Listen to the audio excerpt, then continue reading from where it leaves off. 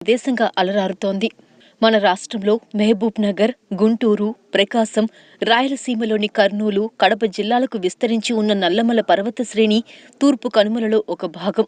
వాగులు, వంకలు, ఆలయాలతో పర్యాటకులను ఆకర్షించే ఈ ప్రాంతం కోరమాండల్ తీరానికి సమాంతరంగా దేశం ఉత్తర, దక్షిణ ప్రాంతాలను కలుపుతూ కృష్ణా, పెన్నా నదులకు 430 కిలోమీటర్ల దూరంలో ఉంది.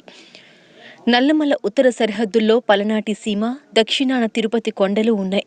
అందుకే ఈ ప్రాంతానికి పర్యటన 5 జిల్లాలతో పాటు ముఖ్యమైన ప్రాంతాలను తిలకించిన అనుభూతిని కలిగిస్తుంది. నల్లమల ట్రెక్కింగ్ క్రీడకు నిలువుగా ఉంది. శతాబ్దాల తరబడి కొండలు కోతకు గురవడంతో వాటి ఎత్తు సగటున 530 మీటర్లకు తగ్గింది. ఒక్క భైరవి కొండ వద్ద 1100 మీటర్లు ఉంటుంది. గుండ్ల బ్రహ్మేశ్వర వద్ద 1048 మీటర్ల ఎత్తు ఉంటుంది. నల్లమల కొండల్లో ఎత్తైన శిఖరం పేరు శిఖరేశ్వరం. దాని ఎత్తు